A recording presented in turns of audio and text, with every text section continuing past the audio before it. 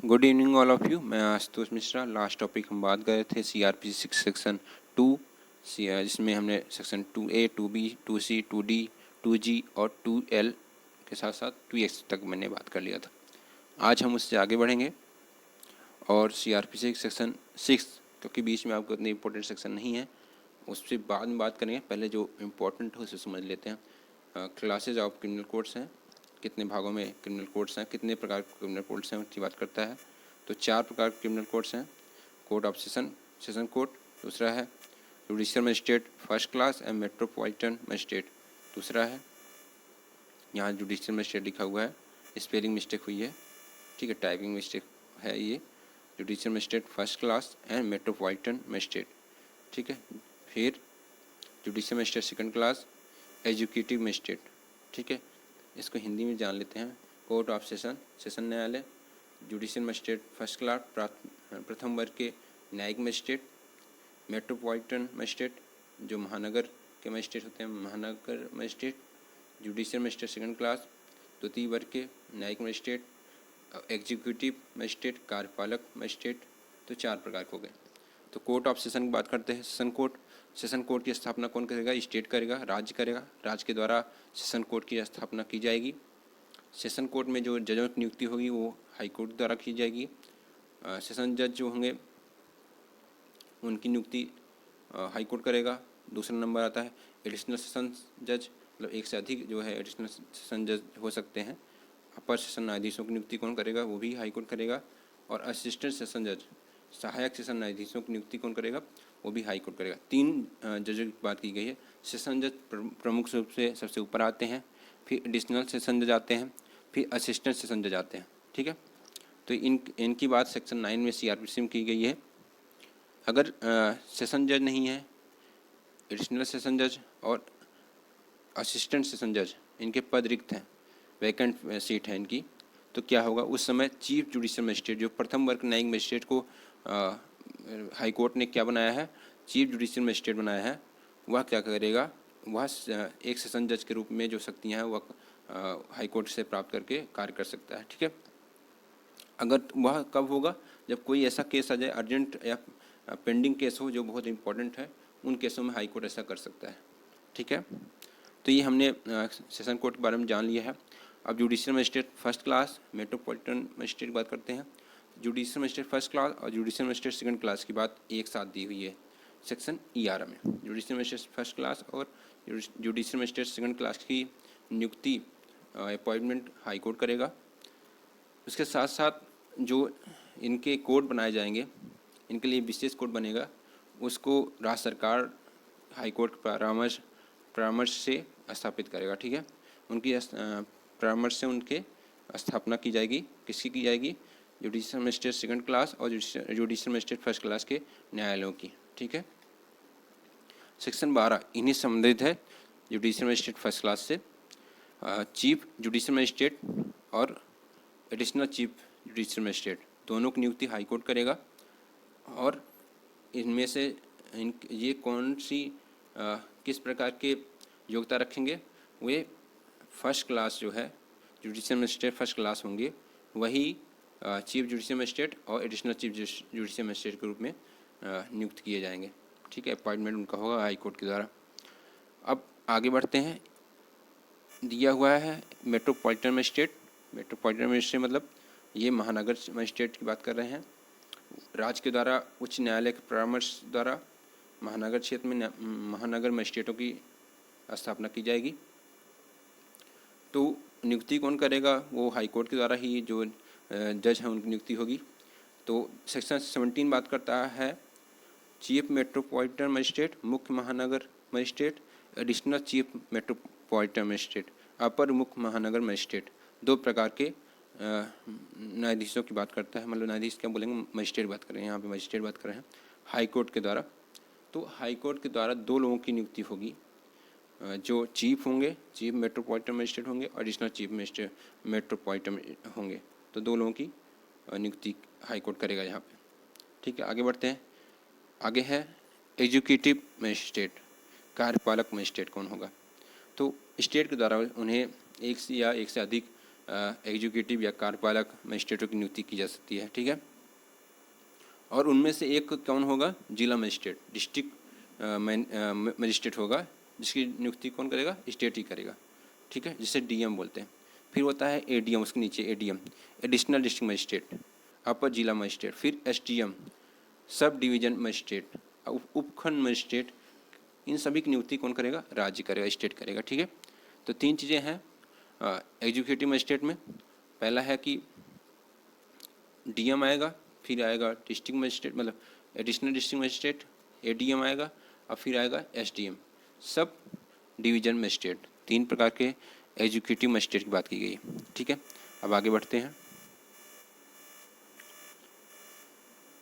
CrPC section 26 मैंने इन जो बनाया है ये आपके लिए बहुत ही इम्पोर्टेंट है। मतलब आप इसको अगर पढ़ लेंगे अच्छे से तो आपको समझ में आ जाएगा कि क्या चीज़ें जो है सीआरपीसी में इम्पोर्टेंट है, जिससे समझ लेने पे हम आगे कोई भी परीक्षा होगी लॉ संबंधित सब में अच्छा कर सकते हैं। तो CrPC section 26 power of court जो है न्यायालयों की शक्ति जो है क्रिमिनल कोर्ट की, वो बताए गए हैं। कौन ट्रायल करेगा उसकी बात करता है। Court by which offence are triable, किसके द्वारा जो ऑफेंस हुआ है उनका ट्रायल किया जाएगा। तो अगर वे offence any offence under the IPC 1860, अगर वे ऑफेंस जो है इंडियन पेनल कोड के से संबंधित हैं, उसमें दिए हुए हैं, तो उसमें हाई कोर्ट कर सकता है, सेशन कोर्ट कर सकता है, विचारण, ट्रायल मीन्स विचारण होता है, विचारण कर सकता है। Any other code which is mention in schedule first, किसमें? सीआरपीसी के शेड्यूल फर्स्ट में दिया हुआ है जो कोर्ट की बात की गई है कि वो विचारण कर सकते हैं, तो वो भी कर सकते हैं। 3 प्रकार के जो है सेक्शन 26 में एनी ऑफेंस अंडर आईपीसी में जो अगर ऑफेंस जो हुए हैं उनमें हाई कोर्ट, सेशन कोर्ट और एनी अदर कोर्ट कर सकते हैं जो शेड्यूल फर्स्ट में सीआरपीसी के मेंशन है। अगर मान लीजिए आईपीसी संबंधित कोई ऑफेंस नहीं हुआ है, एनी अदर ऑफेंस हुआ है, एनी अदर लॉ में संबंधित है, तो क्या होगा? उसमें कौन करेगा?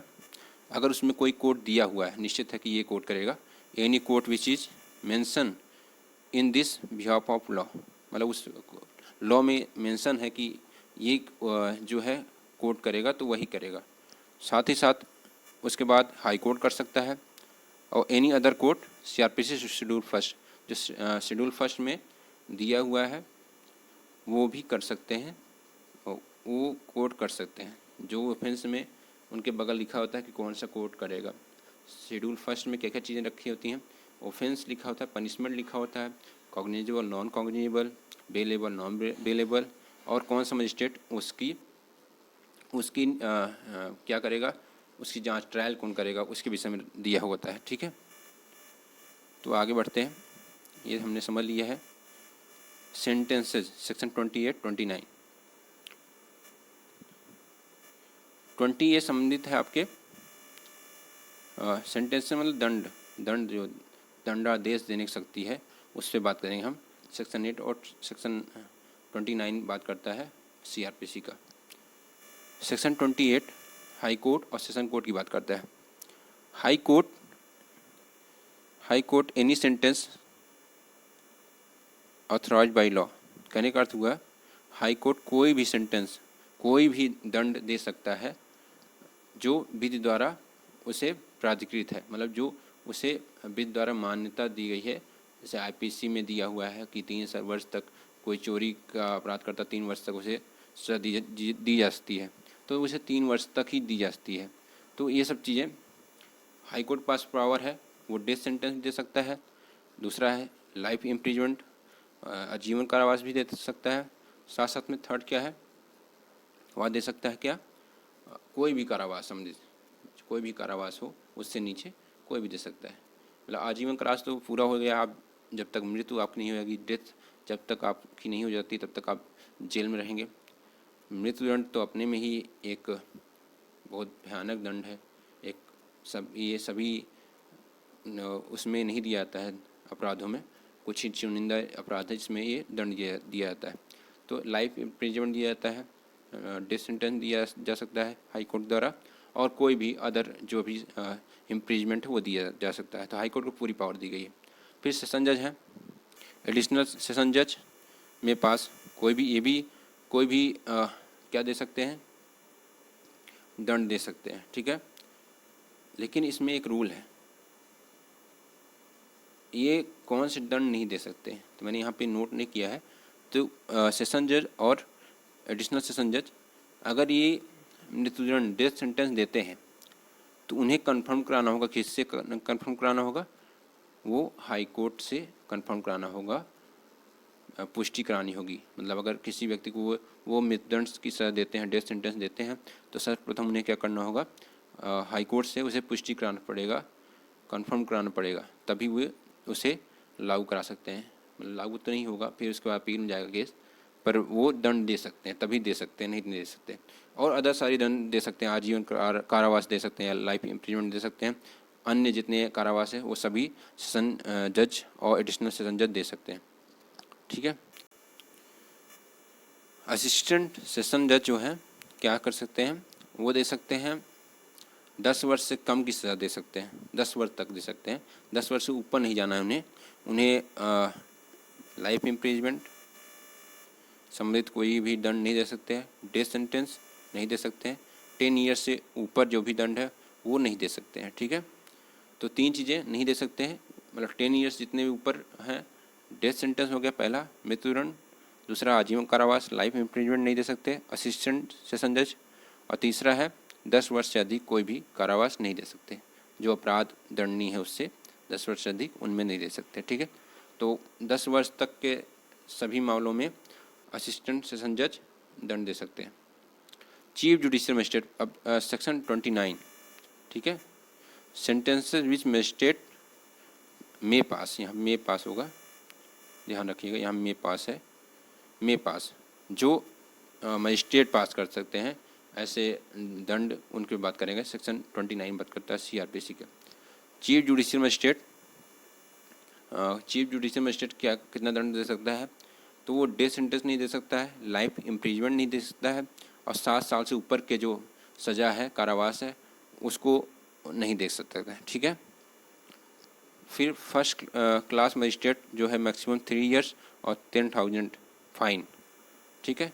जो फर्स्ट क्लास मजिस्ट्रेट होते हैं वो क्या कितना दे सकते हैं, फर्स्ट क्लास मजिस्ट्रेट 3 साल की सज़ा दे सकते हैं और अधिकतम 10,000 रुपये तक जुर्माना, या दोनों, ठीक है।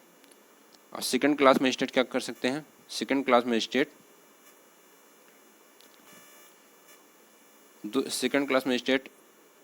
1 साल की सज़ा दे सकते हैं और 5,000 रुपये तक जुर्माना, या दोनों, ठीक है। अब चीफ मेट्रोपॉलिटन मजिस्ट्रेट क्या कर सकते हैं, same as the first class magistrate, मतलब ये सेम इनकी तरह है, सेम इनकी तरह है। जो ये इतना दंड ये दे सकते हैं उतना ही दंड वो दे सकते हैं, मतलब उतना पनिशमेंट वो दे सकते हैं। तो first class magistrate maximum 3 year and 10,000 rupees वो क्या कर सकते हैं, फ़ाइन लगा सकते हैं, या दोनों दोनों दे सकते हैं। मतलब 3 साल सज़ा दे सकते हैं एक साथ, और 10 साल के जुर्माना लगा सकते हैं, ठीक है। तो ये पावर भी है इनकी कि इतने ये जो चीज़ें हैं इनके अंदर ही ये सुनवाई करेंगे। मतलब ऐसा नहीं है कि मतलब ये कोई केस आता है वो 3 साल से ऊपर दंडनीय अपराध है, तो उसमें ये जो फर्स्ट क्लास मजिस्ट्रेट है वो सुनवाई नहीं करेंगे। वो किसके पास चला जाएगा, जैसे ऊपर है 7 साल तक है तो चीफ जुडिशियल मजिस्ट्रेट के पास चला जाएगा वो केस, ठीक है। अगर उससे ऊपर है तो वह असिस्टेंट सेशन जज के पास चला जाएगा, उससे ऊपर है सेशन जज, एडिशनल सेशन जज के पास चला जाएगा। तो अंतिम यही होता है, अंतिम इनके पास होता है। उसके बाद आप हाई कोर्ट जा सकते हैं। तो सेशन कोर्ट के पास पावर है कि सभी मामलों में वह सुनवाई कर सकता है।